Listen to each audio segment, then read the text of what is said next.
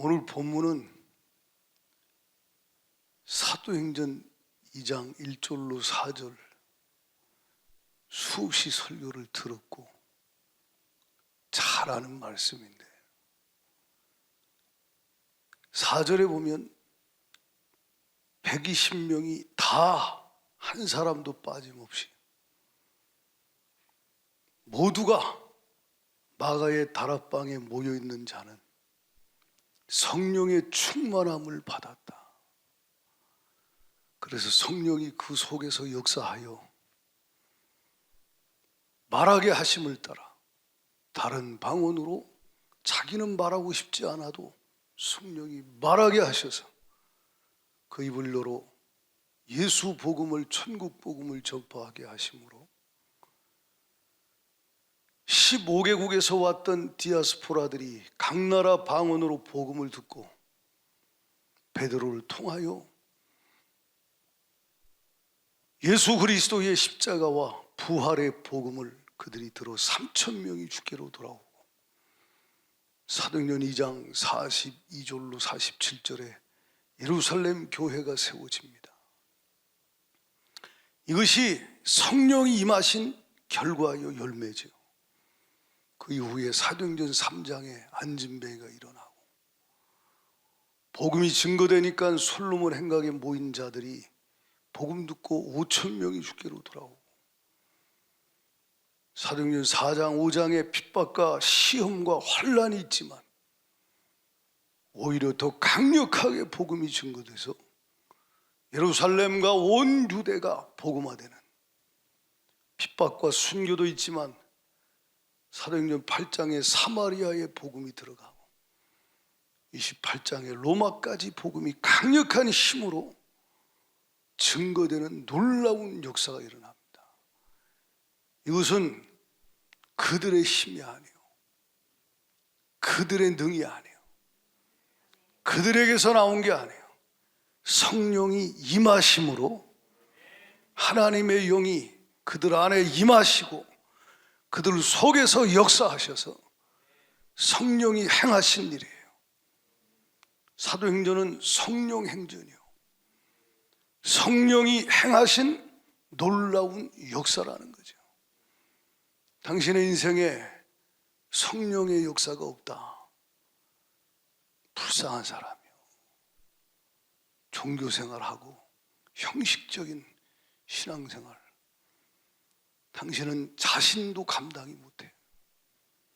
자기 생각도 못 지키고 감정도 못 이겨요. 당신의 의지로 결단으로 되는 게 아니에요. 성령이 내 속에서 내 생각을 주장하시고 성령이 내 속에서 역사하셔서 나를 이끄시고 인도하셔야 신앙생활이 되고 하나님의 일은 더욱더 성령의 역사가 없이는 될 수가 없다 이 말이에요.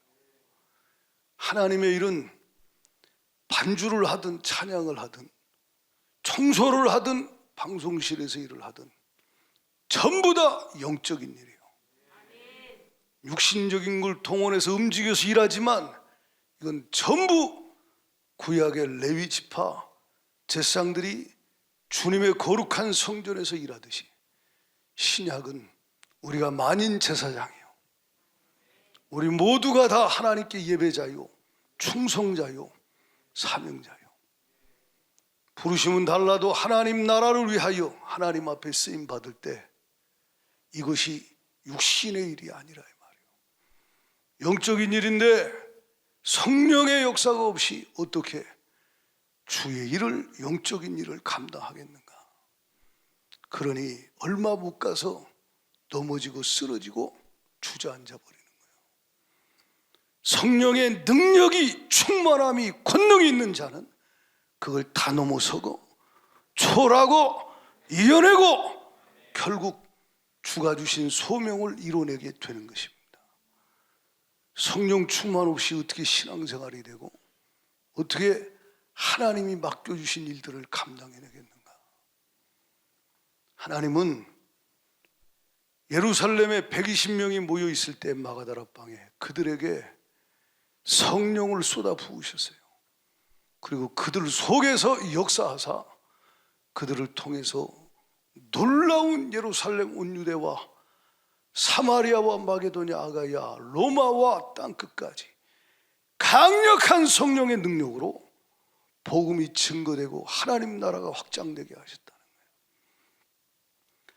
백수십 년 전에 많은 선교사님들이 이 땅에 왔어요. 미국에서, 호주에서, 다양한 나라에서 하나님의 종들이 이 땅을 밟았어요. 그들이 이곳에 왜 왔느냐? 이 살기 힘들고 척박하고 강팍한 조선 땅에 성령이 보내신 거지. 성령의 보내심을 받아 성령이 보내셔서 성령이 그 속에서 역사하셔서 그들을 통해 이 땅에 복음이 증거되고 교회가 세워지게 하셨어요. 사도행전 13장에 보면 안디옥 교회를 세우신 주님이 이렇게 말해요. 내가 불러 시키는 일을 위하여 바나바와 사울을 따로 세우라. 주의 일 선교하고 전도하고 주님 나라를 세우는 일에 쓰임받는 일이 자기가 하고 싶어서 하는 일이 아니에요. 성령이 불러 시키시는 일이라 이 말이에요. 성령이 불러서 하게 하시는 일이라 이 말이에요. 그래서 성령께서 권능도 주시고 성령이 역사하여 그 일을 이뤄내게 하시잖아요. 바라기는 올 한 해 여러분이 성령의 충만함을 덧입기를 축복합니다. 성령 충만 없이 당신이 어떻게 신앙생활을 하고 주의 일을 하겠는가? 무엇로 당신이 핍박과 환난을 이길 수 있어요? 세상의 조롱과 비방을 무엇으로 당신이 이겨냅니까? 당신이 시험을 어떻게 이겨내겠냐 이 말이에요. 오직 성령의 충만함을 받아라. 술 취하지 말라. 세상에 취하지 말라. 오직 성령의 충만함을 받아라. 그래야만 주의 뜻을 분별하고 이해해도 그 뜻대로 살아낼 수가 있는 거예요. 120명 성령 충만 받았는데 오늘 우리에게 주시는 말씀은 잘 귀를 기울이세요. 핵심이 뭐냐면 1절 말씀이에요. 1절을 같이 한번 읽어봐요. 시작. 오순절 날이 이미 이르매 그들이 다 같이 한 곳에, 여기는 기도를 많이 한 사람도 있고 적게 한 사람도 있고 남자, 여자, 젊은이, 늙은이 다 섞여 있어요. 그런데 전부 다 성령 충만 받았어요. 그 자리에 있는 자는 기도를 많이 했든 성경을 많이 알든 성경을 많이 모르든 기도를 덜 했든 상관없이 자리에 있는 자는 다 성령의 충만함을 받았어요. 할렐루야. 자, 오늘 주시는 메시지가 뭐냐? 다 같이 한 곳에 모여 있었다. 그때 갑자기 성령이 마셨다는 거예요. 15절을 한번 읽어봐요. 사도행전 1장 15절 다 같이 성경을 보세요. 사도행전 1장 15절 같이 보겠습니다. 시작. 모인 무리의 수가 약 120명이나 되더라. 모였다 이 말이지. 120명이 모였다. 6절 상반절에 보면 1장 6절에 보면 그들이 모였을 때 1장 13절 하반절에 보면 야고보의 아들 유다가 다 거기 있어 그랬습니다. 왜 모였어요? 갈 데 없어 모였나? 아니죠. 주님의 말씀에 믿음으로 순종해서 모여 있었어요.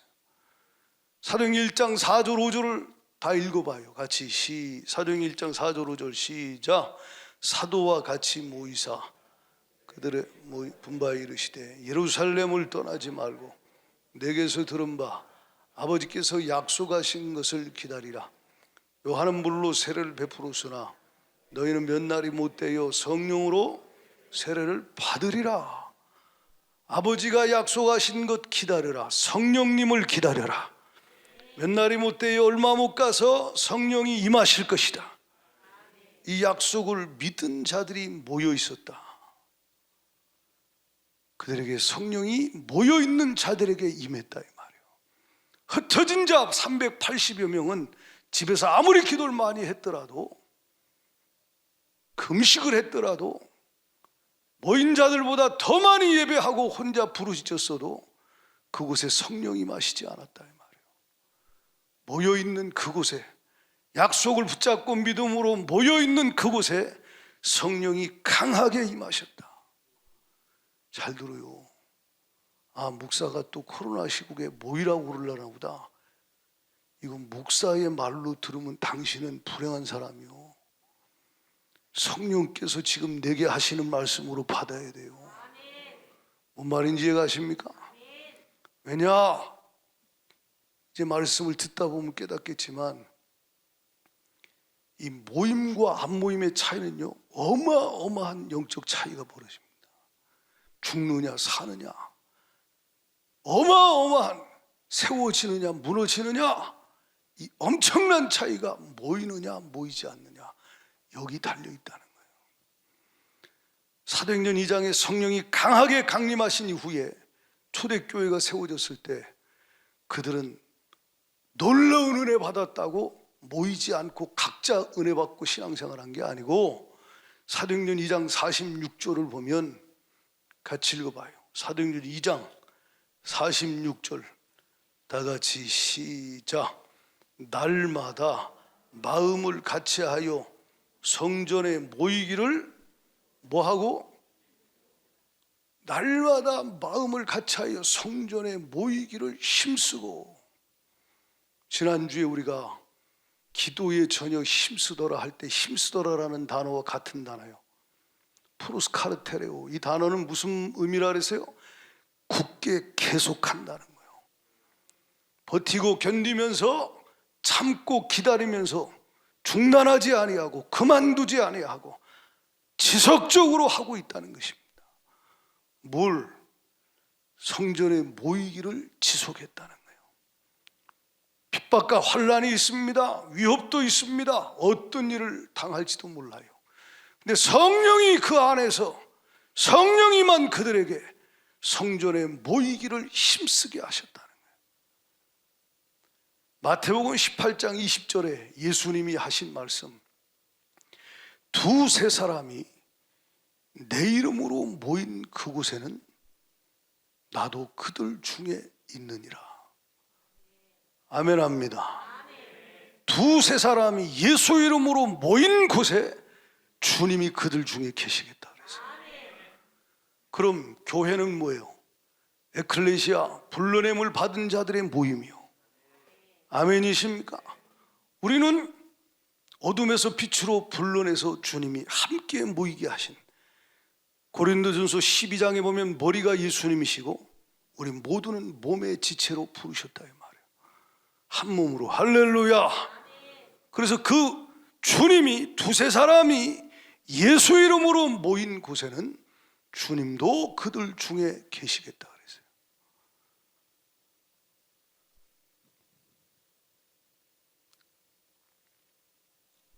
누구 이름으로 모여요? 예수 이름으로 모이는 거예요. 그냥 모이는 게 아니고 예수 이름으로, 예수 중심으로 모이는 거예요. 그리스도 중심으로 모이는 거예요. 모인 자들이 중심으로 바라보고 의지하고 사모하고 갈망해야 될 분이 주 예수님이시라 이 말이에요. 할렐루야. 그렇습니다. 예수 이름으로 모여라.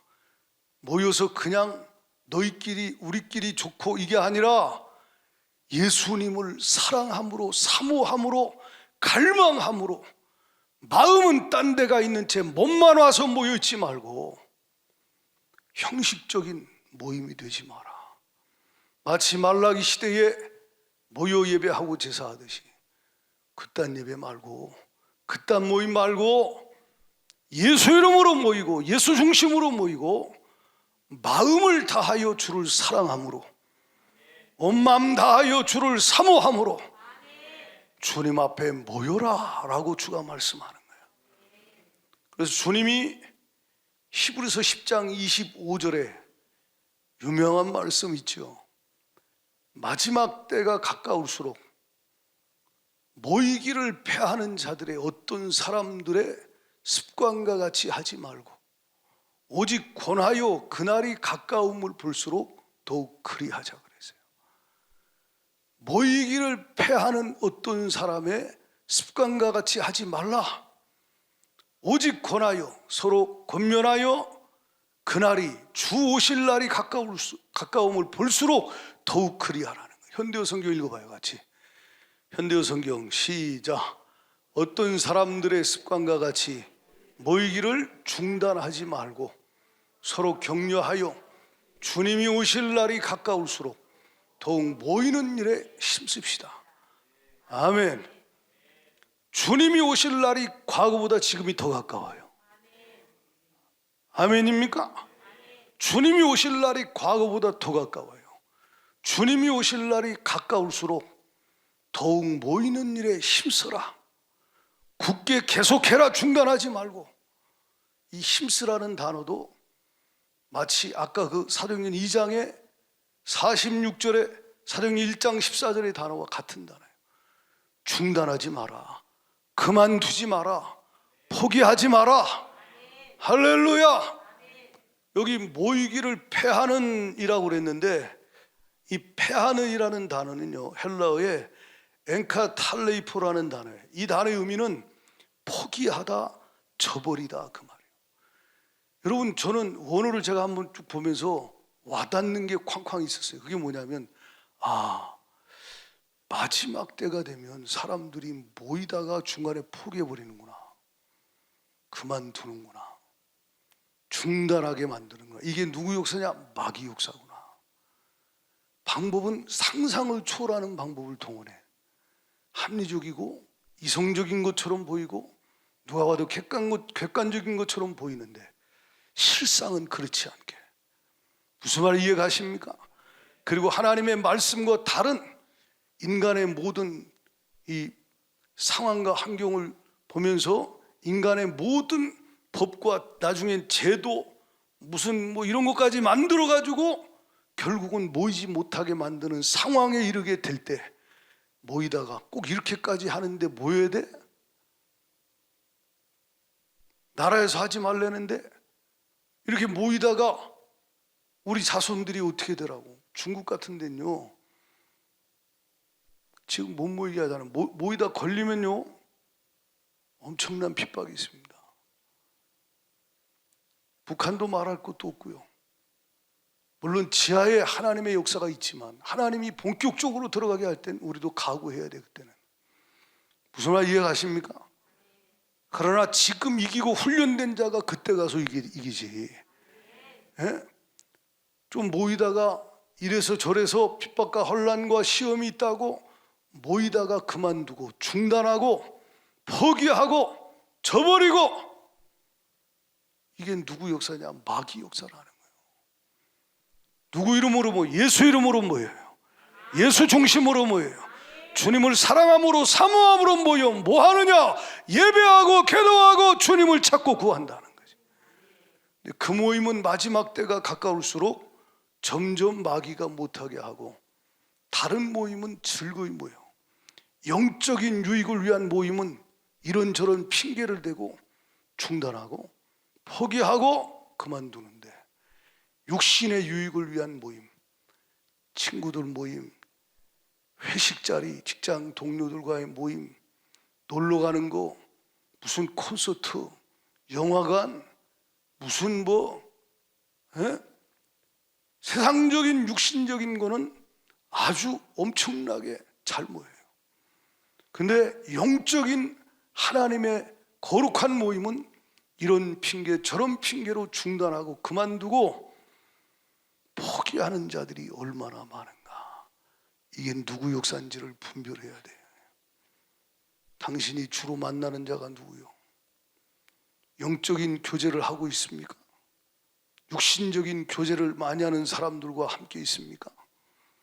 영적 교제권 안에 있어야 돼요. 셀 모임도 육신적인 교제로 흘러가면 그 셀은 마귀가 역사해요. 영적 교제가 돼야 돼요. 말씀으로 교제가 돼야 돼요. 성령 안에서 예수 중심으로 말씀에 순종하는 가운데 믿음의 교제가 돼야지. 육신적인 교제가 아니라 이 말이에요. 당신은 영적인 모임에 하나님의 성령께서 하게 하실 때 함께 하고 있습니까? 아니면 이런저런 이유로 중단하고 그만두고 포기하고 점점 멀어지고, 육신적인 거는 중단했던 것까지 다시 시작하고 그만뒀던 것까지 다시 모이고 그렇게 하고 있진 않은지 자신의 영혼의 상태를 점검하라 이 말이에요.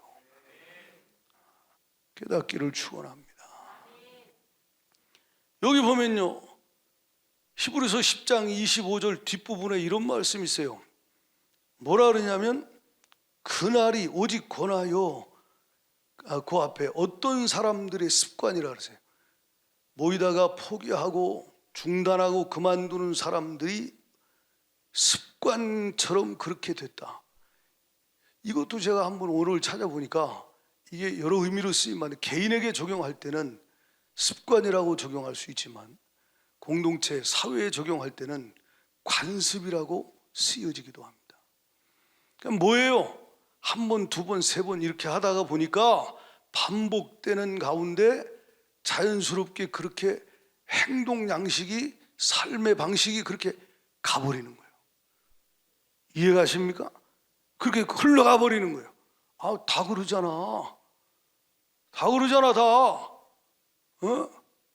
그러니까 자기도 그래도 되는 줄 알고 모이기를 패하는, 중단하는, 그만두는, 포기하는 그 사람들의 습관을 넘어 나중엔 사회적인 분위기가 그렇게 아주 흘러가고, 근데 이게 더 무서운 건 뭐냐면 나중엔 법으로 그것이 제정될 때 그 틀 안에 들어가서 모이기를 중단하면 안 된다 이 말이에요. 이 원어를 보면요, 이 습관이라는 단어가 에도스라는 단어인데, 아까 말씀드렸듯이 습관이라는 단어도 의미도 있고 관습이라는 의미도 있고 법이라는 의미가 있어요. 그래서 성경에 보면 요한복음 19장 40절을 한번 띄워줘 봐요. 요한복음 19장 40절에 보면 이 에도스가 이렇게 쓰여졌어요. 한번 읽어봐요. 시작. 이에 예수의 시체를 가져다가 유대인의 장례 법대로 그 향품과 함께 세마포로 쌌더라. 따라합시다. 법대로. 그 에도스라는 원어는 똑같은 단어인데 여기는 뭘로 쓰였냐? 법대로라는 단어로 그렇게 쓰여졌어요. 유대인의 장례 법대로.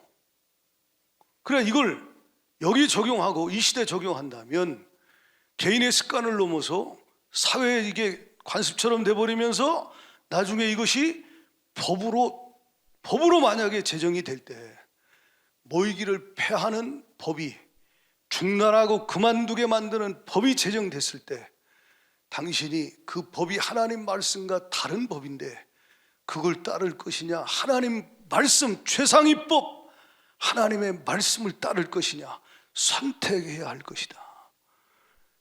근데 주님 뭐라 그래요? 모이기를 폐하는, 모이기를 중단하고 그만두고 포기하는 그 습관과 관습과 법을 따르면 안 된다는 거예요. 그러면 영이 죽어버린다 이 말이에요.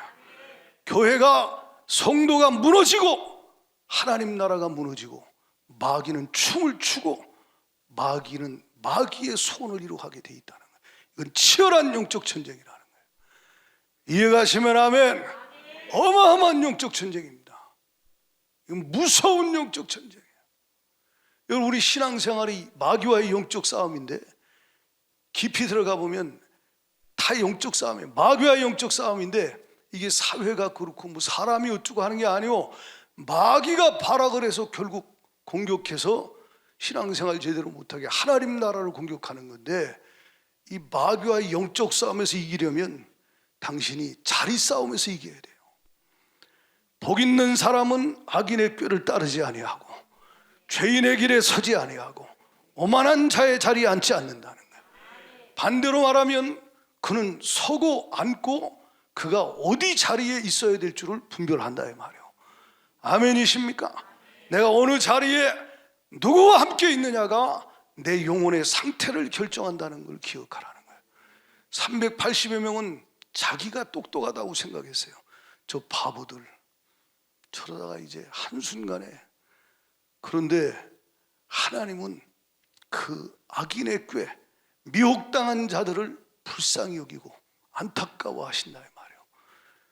바보처럼 보여도 말씀 붙잡고 하나님의 법대로, 하나님의 말씀대로 나는 가리라 결단하며, 만약 마지막 때가 가까울수록 모이기를 패하는 일이 점점 많아질 때 결단하고, 아니다, 나는 모여서 예배하고 모여서 기도하리라, 하나님 앞에 결단하고 그 모임의 영적인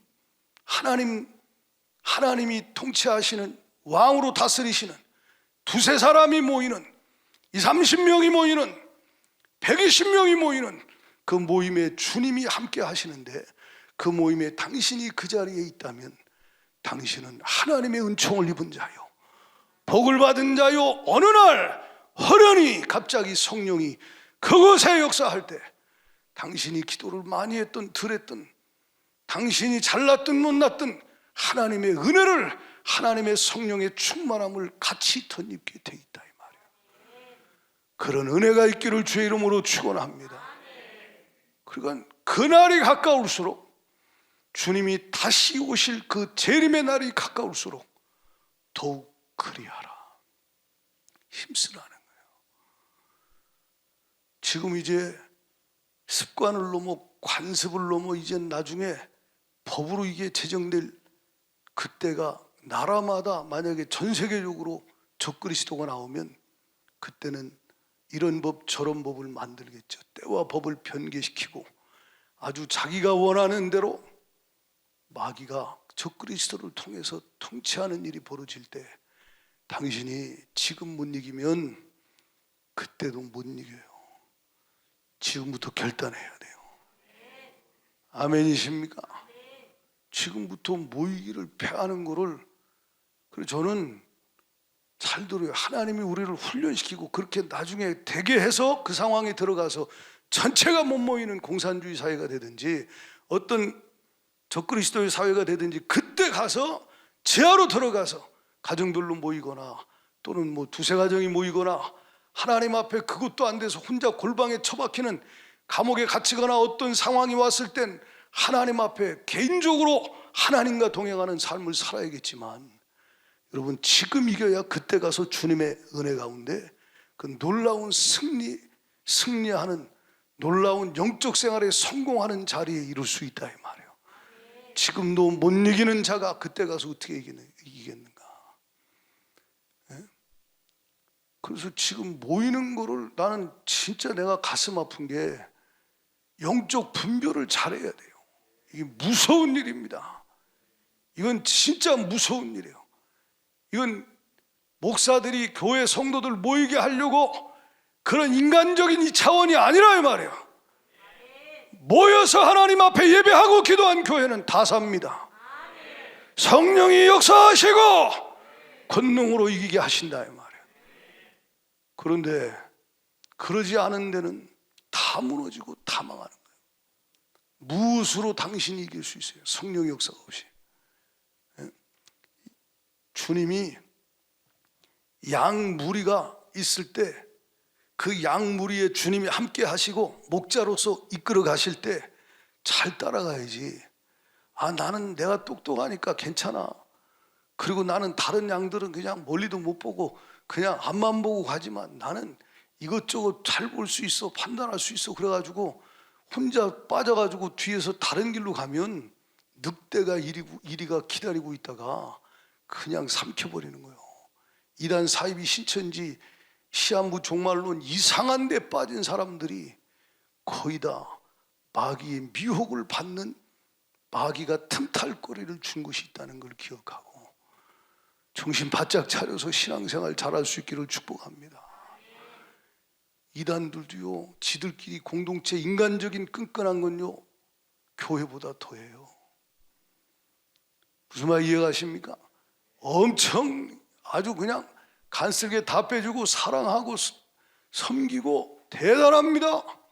근데 그 머리가 중심이 예수가 아니고, 예수 그리스도가 아니고 하나님의 교회인가 거기 뭐 안상홍 중이네, 거기는 뭐 여자 하나님도 장길자를 하나님이라고 그러고 별 희한한 성경을 이상하게 다 만들어가지고 또 뭐 전능신경가 중국서 들어온 건 또 중국의 어떤 여자가 재림예수라고 그러고 겉으로 볼 때는 전부 성경을 얘기하고 뭐 핍박받는 성도처럼 얘기하고 그러니까 성도들이 유튜브 보다가 빠져들어가고 이게 미혹의 시대라 이 말이요. 예? 신천지 얼마나 자기들끼리 끈끈하게 잘 뭉칩니까? 순수하고 착한 성도들이 다 미혹당해가지고 들어가서 이만희를 이게 무서운 영적인 미혹이라 이 말이에요. 여러분 이 시대는요 영적인 게 무서운 시대예요. 그래서 하나님 말씀대로 여러분이 개인적으로 나는 스스로 잘해 아니고 거룩한 공동체 안에서 함께 영적 교제하면서 신앙생활을 해야 돼요. 제가 새벽마다 새가족들은 어느 선까지는 계속 기도합니다. 중보하면서 성도들도 위해서 뭐 리더들 기도하고 어떤 성도들 감동이 되면 기도도 하지만 왜냐? 이것이 어마어마한 영적인 이 삼겹줄이 끊어지지 않는다. 전도서 4장에 주님이 9절, 10절, 11절에 말씀한 대로 한 사람이면 패하겠거니와 여러분 두셋이 함께 주 예수 이름으로 연결돼서 기도하고 함께 영적 생활할 때 하나님 주시는 힘이 있다 이 말이에요. 할렐루야. 주님이 모이기를 패하는 건 마귀 역사라고 하는데 지금 이 시대 지난번에 왔던 윤 목사 그러잖아요. 내가 물어봐요. 영국 교회는 어때? 이번에 영국 갔다 와서 영국 교회는 어때?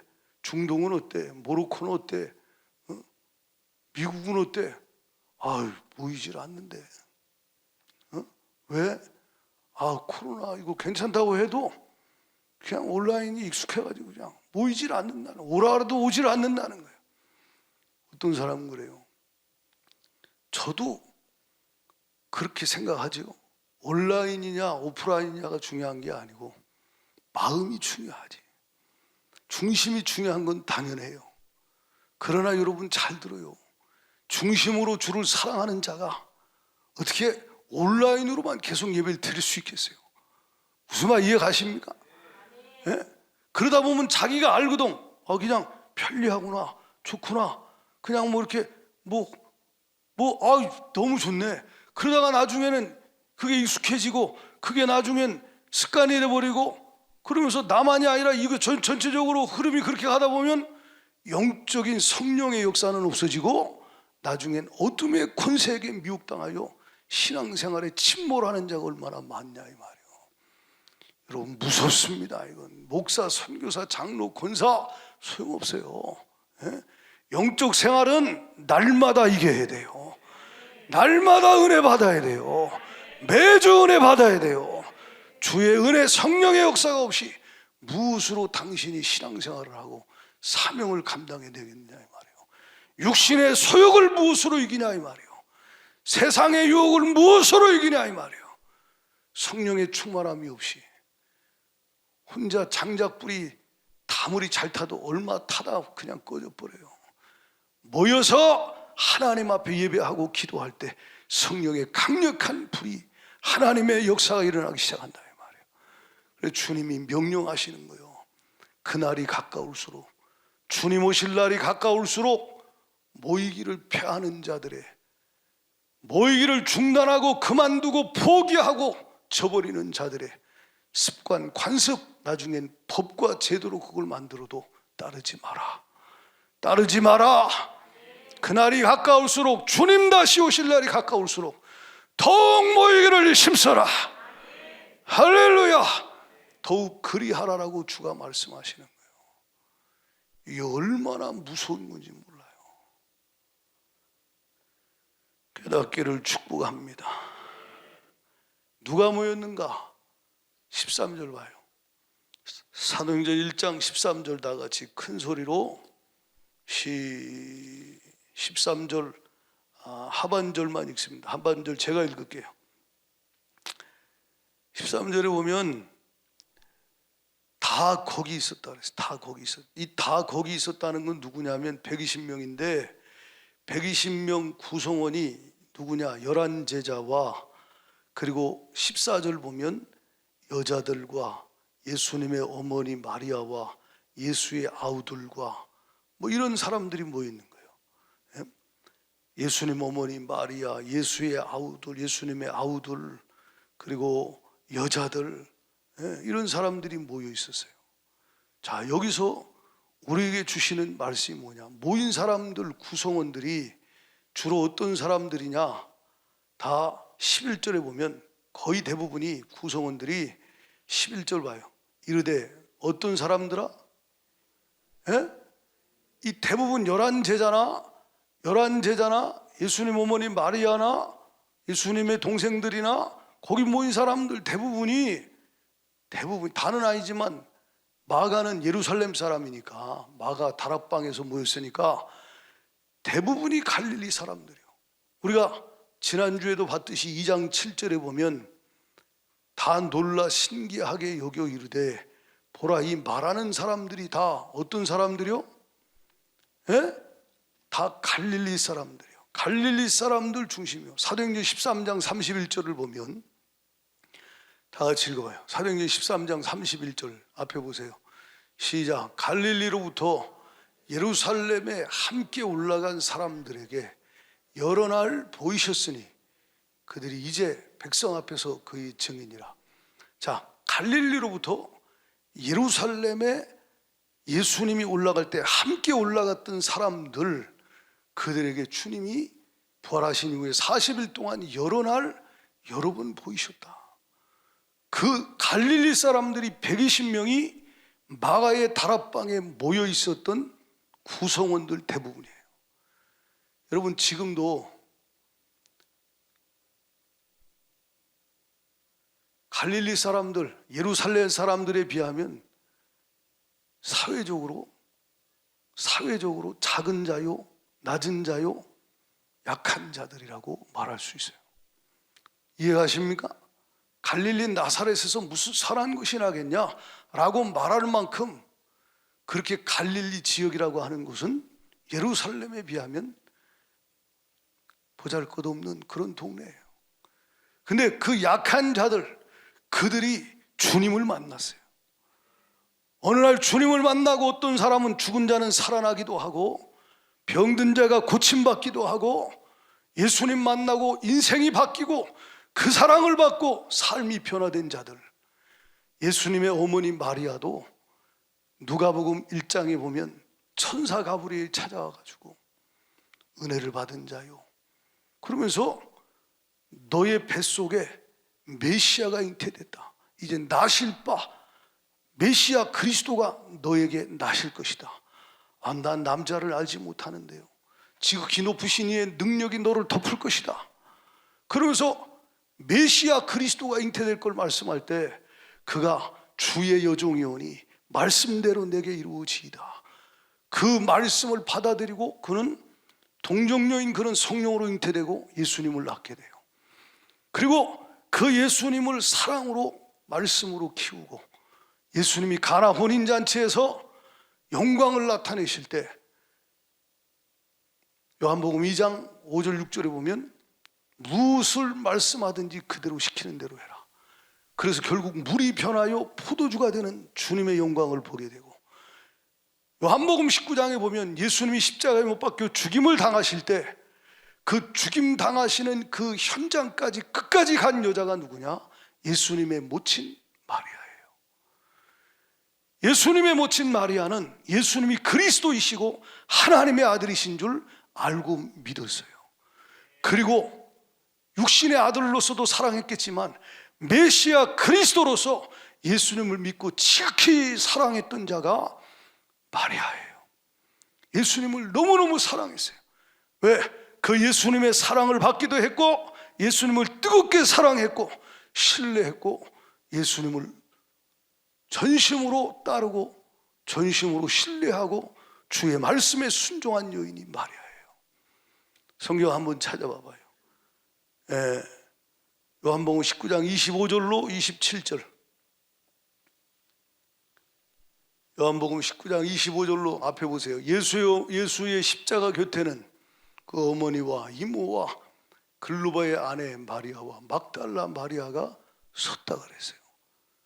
예수님이 십자가에 못 박혀 죽으실 때까지 따라갑니다. 그리고 부활하신 예수님이 마리아에게 나타났어요.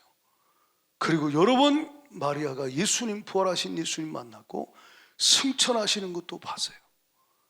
그리고 나서 그 예수님 말씀에 순종하여 사랑을 받은 자로서 주님을 사랑하며 그 약속의 말씀 붙잡고 신뢰함으로 믿음으로 순종하여 성령의 놀라운 강력한 은혜를 기다리면서 마가다라방에 모여서 그냥 굳게 약속 붙잡고 누가 뭐라 그래도 견디면서 거기서 버티면서 하나님 말씀 붙잡고 모여서 그곳에 있었다 이 말이에요. 그 여인이 누구다? 마리아.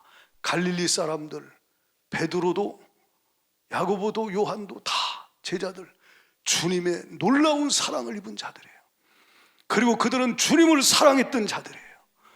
주님을 사랑하고 주님을 신뢰하고 부활하시고 승천하신 주님을 만났던 자들이고 그 말씀을 믿음으로 순종하여 자기 자신을 주님 앞에 사랑받은 자로서 사랑함으로 헌신하여 충성하고 헌신하여 하나님 앞에 자신을 내어드려서 순종함으로 그곳에 모여있던 자들에게 성령께서 강력하게 임하셨다는 거예요. 오늘날도 마찬가지예요.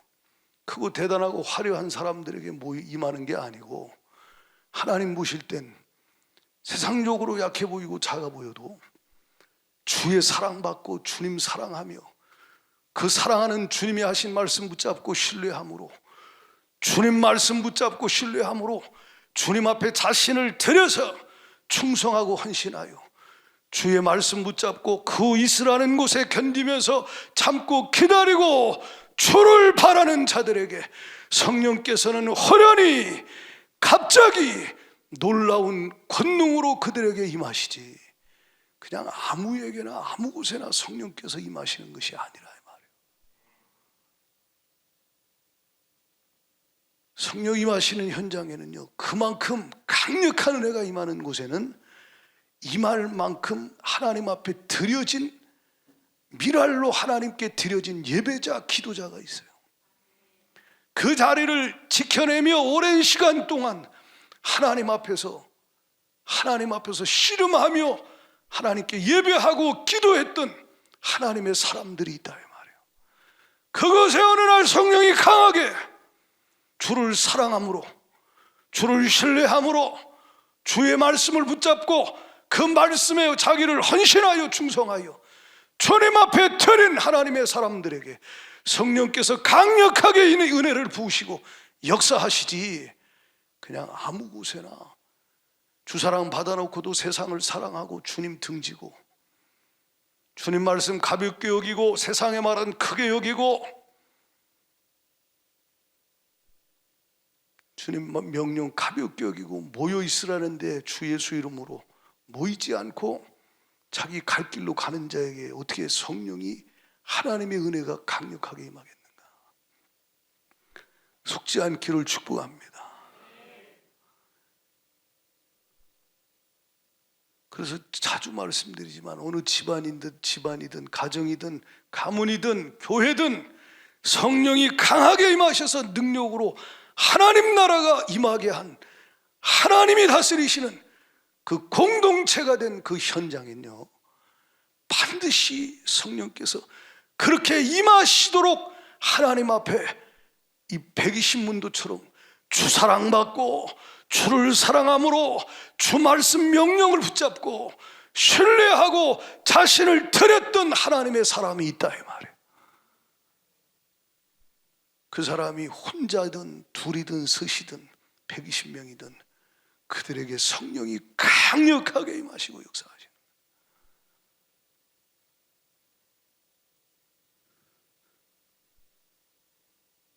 베드로 실수도 연약함도 많았지만 부활하신 주님이 찾아오셨을 때 갈릴리 바닷가에서 예수님 만나고 눈물로 주 사랑이 그 속에 임하고 주님 사랑한다고 고백하고 주님이 나를 따르라. 아멘입니다. 주님 요한의 아들 시몬아, 네가 이 사람들보다 나를 더 사랑하느냐? 3번이나 묻으셨을 때 주님이 하십니다. 그리고 그에게 주님이 사명을 주시고 그 말씀대로 주님이 나를 따르라. 그럼 내가 너를 통해서 마태복음 4장 19절에 사람 낚는 어부가 되게 하리란 그 말을 이루시겠다는 거지. 주사랑을 받은 그가 주님을 사랑함으로 고백할 때 주님이 따라오라 아멘하고 순종하며 주를 사랑함으로 그 말씀에 자신을 들여서 헌신하고 들어갈 때 그는 다른 길로 갈 수가 없는 거예요. 380몇 명이 어쩌고 저쩌고 해도 내가 주님 사랑 받은 자요, 난 주님 사랑해, 신뢰해, 주님 말씀대로 주가 이루실 거야. 아멘. 그리고 자신을 주님 앞에 헌신하여 기쁨으로 내어드리는 거예요. 예배자로, 삶의 예배자로, 기도자로, 설교자로 하나님 앞에 자기를 내어드리는 거예요. 그곳에 성령이 예수님의 어머니 마리아, 베드로, 야고보, 요한, 예수님의 아우들도 부활하신 이후에 예수님을 만나잖아요. 그리고 그들이 변화됩니다. 야고보서를 쓴 저자가 야고보인데 그 야고보는 예수님의 동생 야고보예요. 그는 야고보서 1장 1절에 예수 그리스도의 종 야고보라 그래요. 즉 그가 주를 주님 사랑받은 그가 주를 사랑함으로 주의 말씀을 순종하여 자신을 종으로서 주인 되신 주님 앞에 들여서 충성하다가 AD 62년경에 결국 그는 순교하여 주님 앞에 자기 삶을 내어드립니다. 12 제자, 7 집사, 초대교회 대부분이 다 고난당하고 주를 위해 살다가 순교했어요. 세상적으로 볼 때 그거 다 망한 거 아니에요? 근데 아니에요. 성령이 충만해가지고 할렐루야! 천국이 속에 임해서 천국을 위하여 천국의 힘으로 천국의 왕이신 예수 그리스도를 사랑함으로 그 명령의 말씀에 순종하여 자신을 드린 자의 삶이, 그 달려갈 길을 마친 그 삶이 주님은 복되고 아름답다라고 말씀하는 거예요. 이 시대에 그런 사람이 얼마나 있어요. 조금만 이러면 이래서 저래서 헌신 같은 소리 안 해요. 제가 우리 교회 헌신 예배를 성령이 감동할 땐 드릴 수 있겠지만 안 드리는 게 그냥 우리 삶이 헌신 예배요. 모든 예배가 헌신이지요. 주님 사랑함으로 엎드려 절할 때 형식이 아니라 마음을 다해 중심으로 주님 앞에 예배하고 경배 드릴 뿐만 아니라 내 삶을 주께 드리는 거예요. 그런 자가 모여있으라는 곳에 모여서 주를 사모하고 기다리죠. 핍박이 오고 환난이 와도. 마가 다락방에 모였다 그래요. 마가는 상당히 그 당시에 부유한 자였어요. 부잣집 아들이요. 그러니까 자기 다락방이 얼마나 큰지 120명이 들어갈 정도니까, 얼마나 큰 집을 살고 있어요. 큰 집에.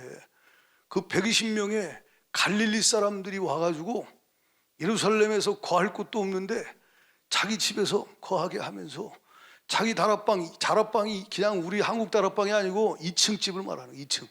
그 2층에 120명이 거기서 모여서 기도하고 거기서 예배하고 말씀 듣고 주님 바라보도록 자기 집을 하나님께 내어드리는 거예요.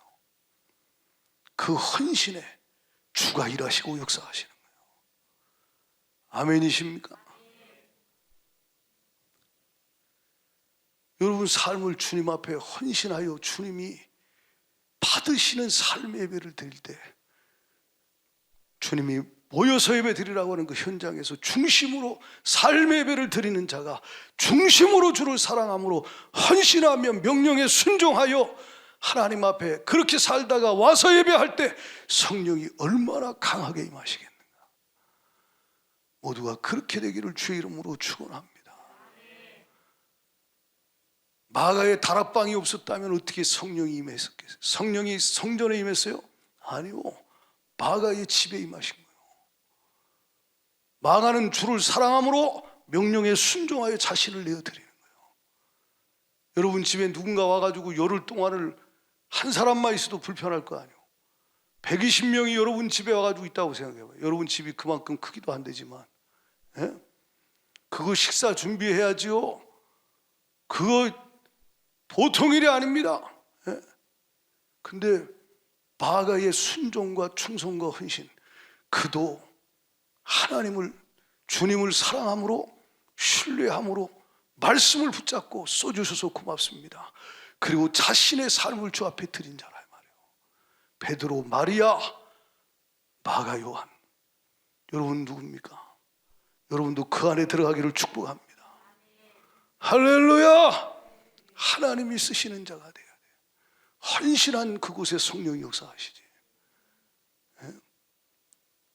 여러분이 대부분 하나님 나를 부욕해 하여 주옵소서, 하나님 우리 아들을 이렇게 해주세요, 내 삶을 이렇게 축복해 주세요, 하나님이 그렇게 해주면 하나님 앞에 쓰임받겠습니다.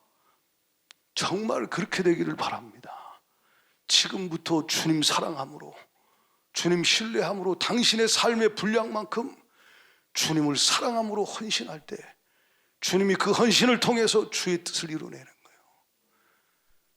제가 말씀드렸죠. 선교사님들 오면 갈 데가 없다고. 저한테 전화 자주 온다고. 코로나 시국에 갑자기 지난번 다쳤을 때요, 작년 같은 경우는, 재작년 같은 경우는 와서 갈 데가 없어요. 우리 최모수 선교사님 들어와가지고, 여러분 교회에서 근처에다가 방을, 이 미니 투룸을 얻어드려가지고 몇 개월 계셨잖아요. 예? 그때 그 방을 얻었는데 그분이 뭐 방 제공해 준 분이 뭐 어느 교회 집사님인지 그렇다 그래요. 물론 당연히 교회가 월세 내고 50만 원인가 얼마인지 뭐 기억이 안 나는데 얼마 월세 드리고 선교사님 쓰시게 해드렸죠. 그러나 여러분 또 다른 선교사님 들어오면 차도 제공해드리고 뭐 거할 곳이 필요하다 그러면 제공해드리고 하는데, 제 마음이 아픈 게 뭐냐면, 아니 나 같으면 내 집이 있으면 선교사가 온다 그러면 벼 있으면 그냥 쓰세요 하고서. 여러분 안 그럴래나? 그래 안 그래요? 공이고 사는 사이요? 아니 내 집을 주가 쓰신다는데, 아니 내 집을 주가 쓰신다는데 이게 얼마나 영광이요, 비어있는 집을. 에? 마가가 주님을 사랑함으로 자기 집을 주님 앞에 내어드릴 때 그곳에서 모여서 주님을 사모함으로 기도할 때 성령이 임하신 거예요. 베드로, 예수님의 어머니, 마가, 이 제자들, 갈릴리 사람들 다 주 사랑받은 자요, 주님 사랑하는 자요, 주님을 사랑함으로 헌신된 하나님의 사람들이었다. 여기 여자들이 나와요. 여러분 예수님 사복음서 보면 표적과 기적을 행했을 때 여자들은 수에 넣지도 않아요. 오병이어 행했을 때 여자들은 몇 명이라고 나오지도 않아요. 남자만 5,000명이요. 이해가 하십니까? 그런데 여긴 여자들이 나와요. 여자들이. 예? 주님이 여인들을 기억하고 있는 거예요.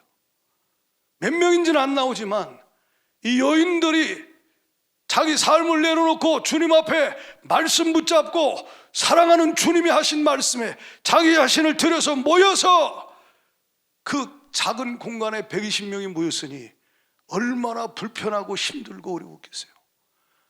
할 일은 얼마나 많았겠어요. 이 핑계 저 핑계 될 거는 수없이 많아요. 그러나 그럼에도 불구하고 그들은 주님을 사랑하고 신뢰함으로 자기 자신을 들여서 이 여인들이 하나님 앞에 모여서 약속을 붙잡고 기다리며 사모하고 기도할 때 성령이 권능으로 임하시는 그 권능의 성령 충만을 함께 받았다 이 말이에요. 380여 명에는 남자들이 얼마나 많았겠어요. 그들은 기억도 안 해요. 근데 이 무명의 여인들, 누군지 몰라도 주님은 기어가시고 복되다라고 말하는 거예요. 여러분 잘 들어요. 세상이 어떻게 돌아가도 우리는 주님이 말씀한 대로 순종하여 날 사랑하신 주님 앞에 충성하고 헌신하여 주님 앞에 반응하고 들어갈 때 주님이 우리를 더욱 사랑하시고 귀히 여기시고 성령을 부으시고 은혜를 부어주실 뿐만 아니라 주님이 기어가신다는 걸 기억하라 이 말이에요. 아무 곳에나 성령이 역사하겠습니까? 저희 장모님 말씀 매주 설교할 때마다 하는 것 같아요. 그런 분이 한둘이 아니에요. 교회마다 가정마다 예수를 사랑하는 여인들이 얼마나 많은지, 주를 사랑함으로 주 말씀 붙잡고 주님 앞에서 예배하고 기도하는 하나님의 거룩한 여인들이 있다 이 말이에요. 그 어머니가 그 가정을 살려내고 그 딸이 그 가정을 살려내고 하나님의 놀라운 역사를, 그 놀라운 역사를 통하여 교회가 살고 하나님의 나라가 임하게 되잖아요.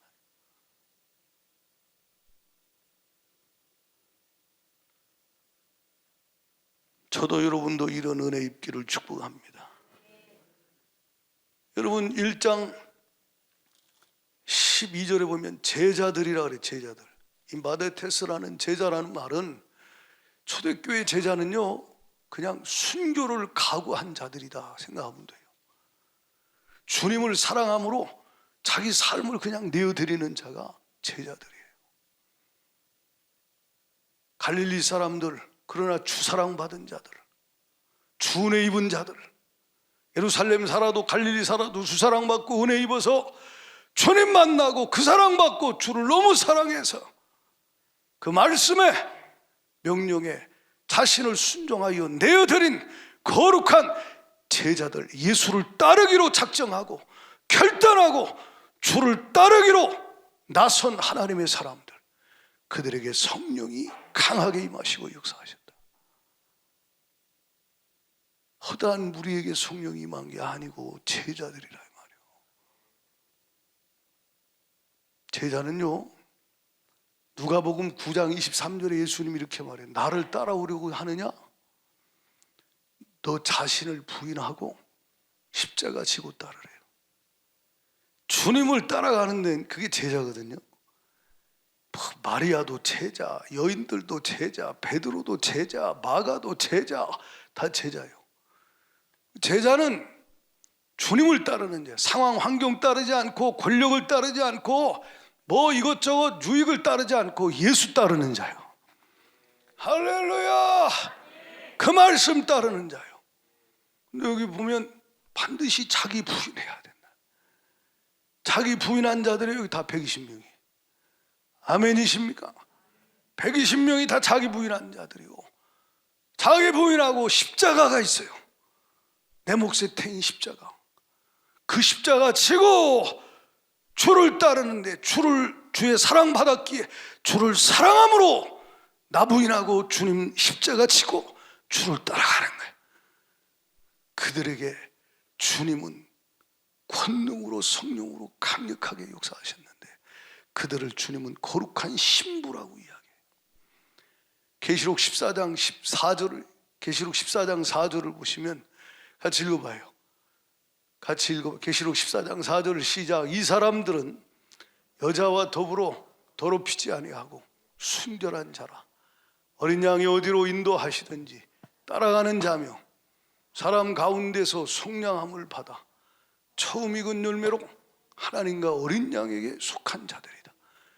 세상의 음료들과 악한 것들과 더불어 더럽히지 아니하고 순결한 자들, 거룩한 신부들, 그들은 어린 양 예수님이 인도하는 대로 따라가는 자라는 거예요. 아멘합니다. 어떻게 따라? 나 부인하고 자기 부인하고 십자가 지고 따라가야 주를 따라가는 거예요. 예수를 따라가는 거예요. 그들은 주님께 속한 자라는 거예요. 그들의 특징이 뭐요? 14장 12절에 다 같이 12절 시작. 성도의 인내가 여기 있나니 그들은 하나님의 계명과 예수에 대한 믿음을 지키는 자니라. 주님의 말씀을 신뢰하고 명령을 붙잡고 주님을 사랑함으로 인내하고 굳게 계속 주님 앞에 모여서 주만 바라는 자들, 모여 예배하고 굳게 계속 기도하는 자들, 굳게 고통스럽고 힘들어도 주를 따르는 자들, 그들이라 이 말이죠. 그들은 주의 권능이, 성령이 충만하게 임해서 핍박도 환난도 시험도 다 이기게 하시고 결국 영원한 영광에 이르게 하실 것이다. 계시록 15장 2절을 보면요, 이 이긴 자들이 어떻게 주님 앞에 서 있는가? 다 같이 읽어봐요. 계시록 15장 2절 시작. 또 내가 보니 불이 섞인 유리바다 같은 것이 있고 짐승과 그의 우상과 그의 이름의 수를 이기고 벗어난 자들이 우리 바닷가에 서서 하나님의 검은 고를 가지고 계속 하나님의 종 모세의 노래, 어린 양의 노래를 불러 이르되 주 하나님 곧 전능하신 이시여 하시는 일이 크고 놀라우시도다. 만국의 왕이시여 주의 길이 의롭고 4절까지 시작. 주여 누가 주의 이름을 두려워하지 아니하며 영화롭게 하지 아니하오리까? 오직 주만 거룩하시니이다. 주의 의로우신 일이 나타났음에 만국이 와서 주께 경배하리이다 하더라. 여러분이 그날의 이긴 자로 주님 앞에 섰을 때 이렇게 찬송할 수 있기를 축복합니다. 우리가 아까 찬양했듯이 다 주의 크신 이름 높이고 우리에게 행하신 주님의 놀라우심, 위대하심을 찬송하는 그날의 예배자가 되기를 축원해요. 누가 그날의 그런 찬송으로 주께 영광 돌리는 천상의 예배자, 이긴 자가 되느냐? 오늘 주의 말씀을 붙잡고 주를 사랑함으로 자기 부인하고 십자가 지고 주를 따르기 위하여 헌신한 자들에게 성령께서 역사하시고 권능 주시고 은혜 부으사 갈 수 없는 길을 가게 하신다 이 말이에요. 할 수 없는 일을 하게 하신다 이 말이에요. 참을 수 없는 걸 참게 하신다 이 말이에요. 견딜 수 없는 걸 견뎌내고 내 주 예수님 사랑함으로 주님이 나 위에 견디신 십자가, 주님이 나 위에 참으신 십자가, 주님의 놀라운 피의 사랑을 인하여 그가 주를 사랑함으로 어린 양의 신부로 주를 따를 때 그는 주님이 그의 삶의 예배를 받으시고 그의 삶의 권능으로 필요할 때마다 갑자기 호련히 역사하사 성령 충만하여 승리하고 승리하는 자가 되게 하실 것이다. 그런 은혜 입기를 축복합니다. 신앙생활 이건 당신 삶에 해도 되고 안 해도 되는 게 아니에요. 직장생활만도 못한 신앙생활 뭐라 합니까? 예? 신앙생활은 지옥 천국이요. 뭔 말인지 아셔요? 뭔 말인지 아셔요? 예? 학교 생활만도 못한 신앙생활, 당신 앞에 예수님이 그 정도 가치라면 당신은 불쌍한 인생이에요. 당신은 상황, 환경, 고난이 두렵고 핍박이 두렵고 미래가 두렵고 그래서 발버둥 치고 쫓아가다가 어느 날 죽음 이후에 무서운 심판이 있다는 걸 기억하고 기회 있을 때 회개하라. 돌이켜서 내 삶의 중심이 예수가 돼야 되고 그분의 말씀이 돼야 되고 신앙생활, 영적 생활이 돼야 합니다. 아멘이요. 주님이 더하시는 거요. 생명 주께 있어요. 능력 주께 있어요. 건강, 형통, 모든 승리 다 주님께 있어요. 주의 은혜 없이는 세상도 마귀도 질병도 저주도 재앙도 못 이겨요. 그러나 주님 나와 함께 하사 날 보호하시고 도우시면 다 이겨요. 다 이겨요. 고난의 길도 주와 함께 주가 가게 하시니 넉넉히 이겨내게 하신다 이 말이에요. 그런 승리자 되기를 축복합니다. 지금은 모이기를 중단하는 자, 그만두는 자, 포기하는 자가 수두룩해요. 그래도 되는 줄 알아요. 아니요, 아닙니다. 주님 명령이요, 주님 다시 오신 날을 가까이 볼수록 그 본다는 거예요. 주님이 오실 날이 가까움을 볼수록 너희가 본다는 거예요. 보면 안다는 거예요. 징조를 볼수록 더욱 모이기를 힘써라. 왜냐? 그래야 하나님의 은혜, 성령의 강력한 은혜를 받고 이겨낼 수 있습니다. 2022년 성령 충만 주가 주기를 원하시니 예배 모임을 가볍게 여기지 마십시오. 기도 모임을 가볍게 여기지 마십시오. 이제 얼마 후면 셀 모임을 할 거예요. 셀 모임을 가볍게 여기지 마세요. 당신이 친구 모임만도 못하게 셀 모임을 여긴다면 당신은 우선순위가 잘못된 자예요. 육신적인 모임은 악착같이 육신의 유익이 있으면 상사에게 잘 보이려고, 세상에 유익이 있다면 그 자리에 안 빠지고 당신이 인맥 관리하고 세상 사람하고 뭉치고 아주 어떻게든 따내려고 애를 쓰고 그 자리에 참석하고 애를 쓰는데, 영적인 모임은 당신이 등한히 여긴다면 당신은 하나님의 도움을 받을 수가 없어요. 비참한 인생 된 줄 알고 여기서 결단하고 돌아서야 돼요. 아멘입니까? 주님과의 영적인 관계, 그 영적인 모임을 우선순위에 두고 거기 있어야 돼요. 그곳에 있어야 돼요. 다 같이 한 곳에 모였더니 그냥 모인 게 아니에요. 예수의 이름으로 주 말씀 믿고 주를 사랑함으로, 신뢰함으로 그들이 사모하며 모여서 예배하고 기도할 때 성령이 호련히 갑자기 역사했다.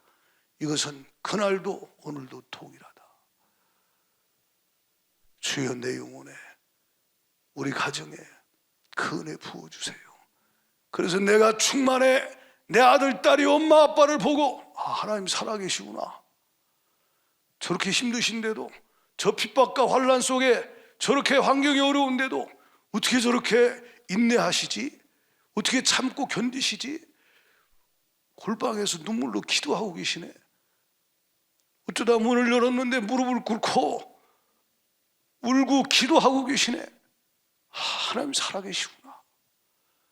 성령님이 주시는 힘으로 저렇게 하시는구나.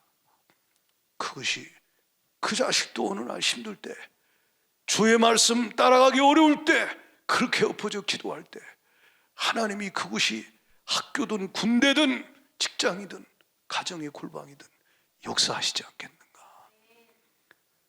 그런 은혜 입기를 축복합니다. 모이기를 중단하는, 그만두는 자들의 습관을 본받으면 안 돼요. 이 시간 기도하실 때 찬양하고 기도합시다. 그 찬양 다 주의 크신 이름 높이요, 주님 앞에 결단하며 기도합니다.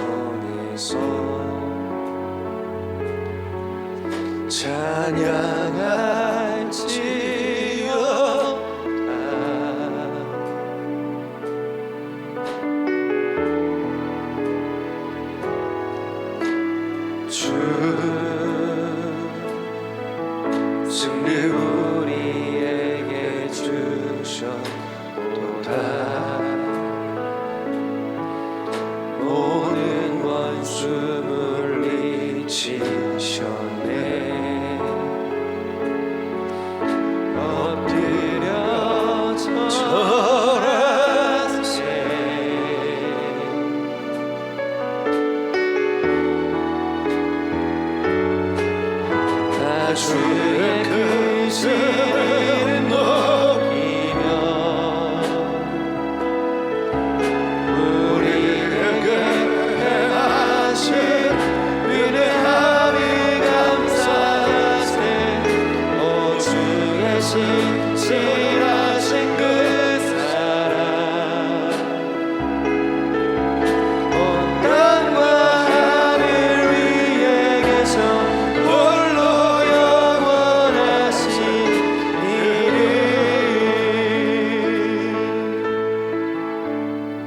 이 시간 합심하여 기도하실 때 말씀을 붙잡고 주님 회개합니다.